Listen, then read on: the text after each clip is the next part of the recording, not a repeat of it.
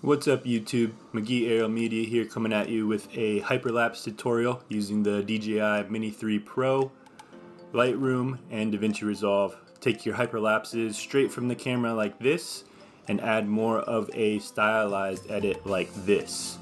So first off, I'm going to jump into the DJI remote controller and show you my process on how to get this set up. So here you can see me getting the drone set up to get the best settings possible for your hyperlapse. I'm going to go ahead and set the scene. We're going to hit our master shots, scroll down to hyperlapse.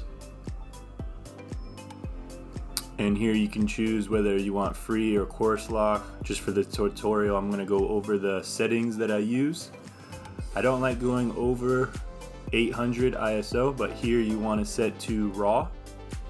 And for the output that the camera will do automatically, set it to 4K. And then with the white balance, I set it to auto and then off. That way it'll stay and it won't change the white balance. So again, I like to keep the ISO at 800 just to try to get the cleanest image possible. And the only other thing being that this is a 1.7 fixed aperture, to change the exposure is with the shutter speed.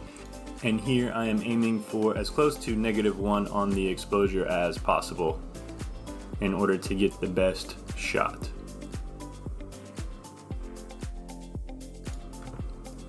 So next we're going to jump over to Lightroom. Once you have all your images imported, we're going to go through my steps to do a quick stylized edit using Lightroom. So first thing I want to do is just jump up the exposure just a bit, just to make the scene a little bit more bright. And then next we'll look at the highlights. We want to bring those down just a little bit to try to get a little bit higher of a dynamic range, get some more detail out of the highlights. We're going to bring that down. And then after this, what I like to do is try to eyeball the white balance. Now there's a lot of tungsten in the street lights. A little bit too yellow for me, so I'm going to pull that a little bit cooler and just kind of eyeball it here, looking at the lights in the distance to see if they get too blue. And then I'm going to pull it back a little bit here just manually, and I'm going to change it to 3200 for the white balance. Add a little bit of vibrance to get the colors to pop just a bit. No need to adjust the saturation here.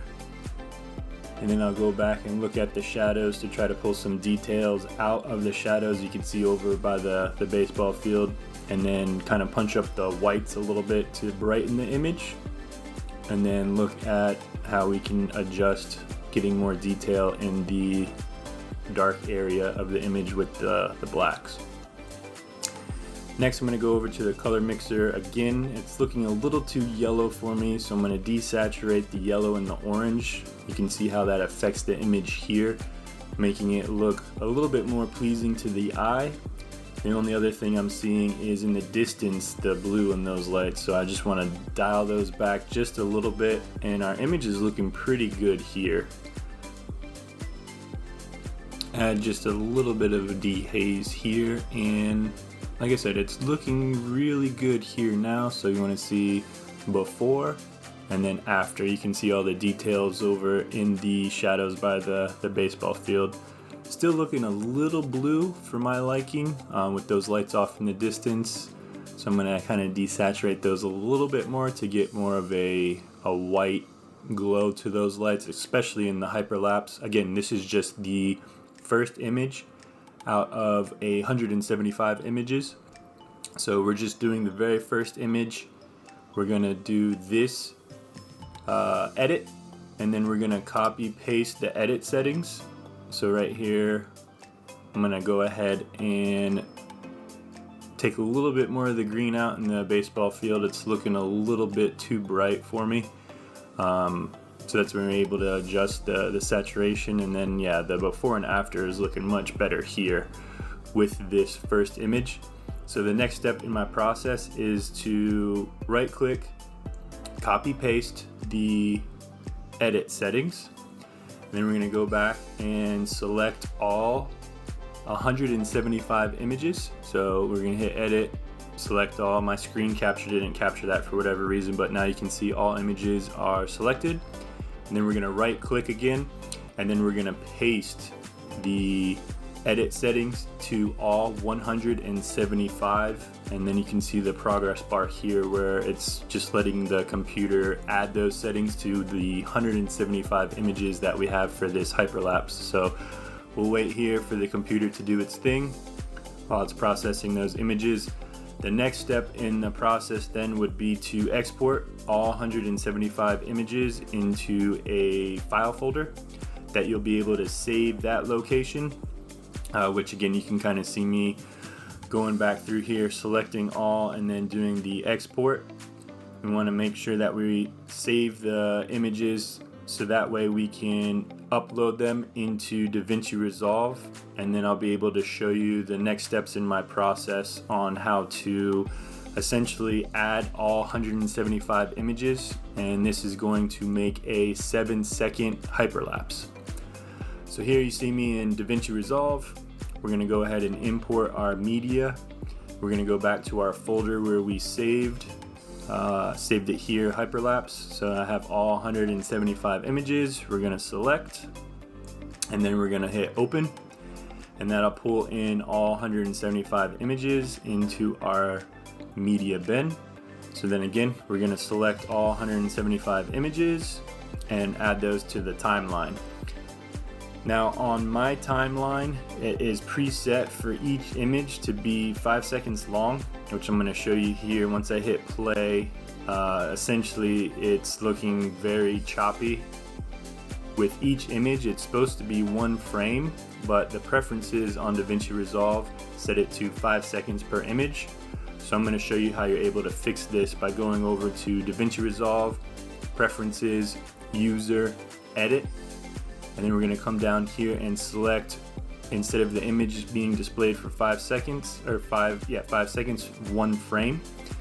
And then what we're going to need to do is just delete this out of our timeline, reselect our 175 images, and now since we have those preferences updated, when we set that on there, each image will be 1 frame, and it should be a total of 7 seconds for the actual entire clip. Make sure I deselect the actual timeline. That way we just have the full 175 images.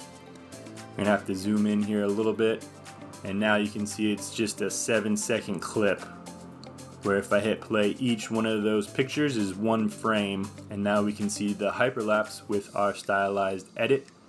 So looking really good here. Only other thing is, because this was a raw image file, we're going to need to zoom in a little bit. I see 1.34, 1.35 is able to zoom in close enough so that there's no black on either side. So it's just a little quick zoom, and now we have a full screen that we're able to export in 4K. So we'll come over to the export. I'm just going to move this over to my desktop and just call it, hyperlapse, or enter in whatever you want to title the video. And then we're going to go ahead, save that, and then we're going to look at our file here. I want to do a MP4, and everything's looking pretty good. So we're going to go ahead and add, and then render this, and then sit back and let the computer do its thing. And then you're going to have a file on your desktop in 4K that you'll be able to share on social media, share with your friends and families to add that stylized edit onto your hyperlapse.